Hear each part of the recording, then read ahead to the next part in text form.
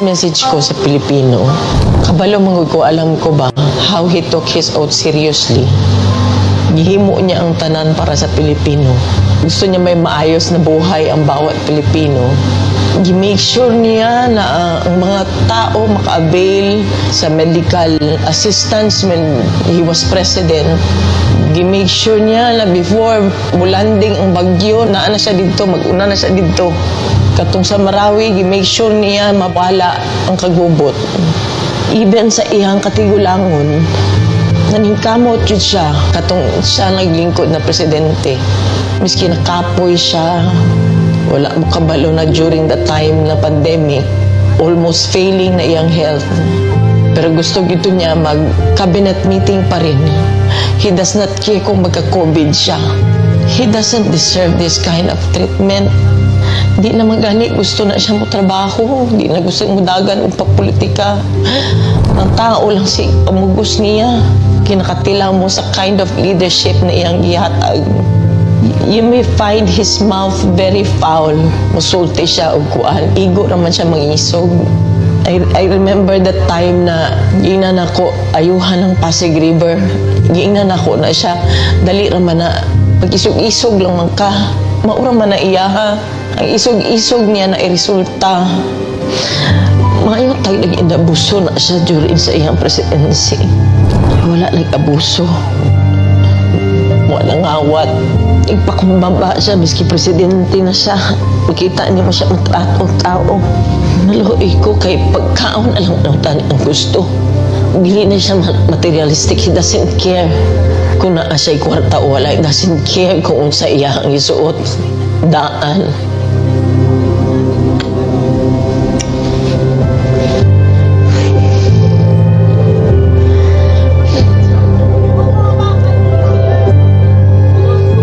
Kapalo ko sa akong pagtabang. Maski kaluuin lang unta. Kaluuin na lang. Abuso. Grabe. Abuso. Simple lang ay yung gusto. Deprive pag yun ninyo.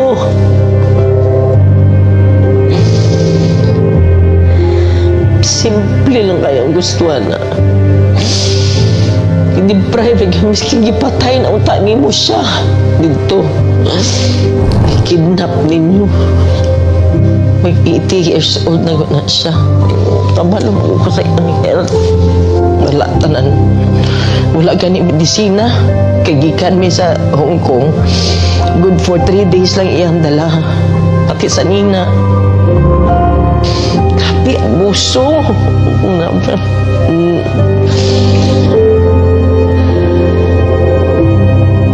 Grabe.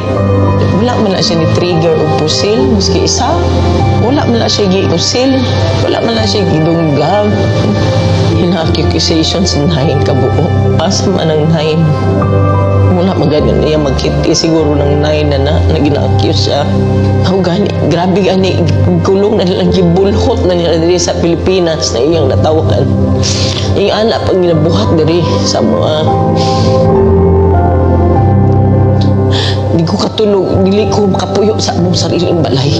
Balo ka ba?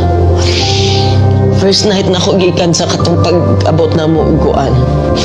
Wala lang ko nakauli sa among balay.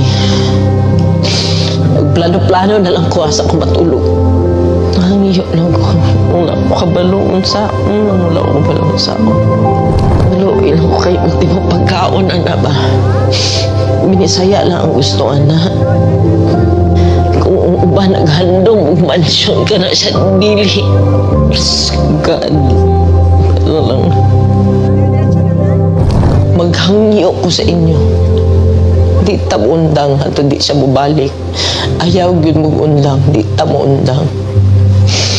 Please continue to pray for him. And for us nga maunsa na mo tabang Pilipino, tabang.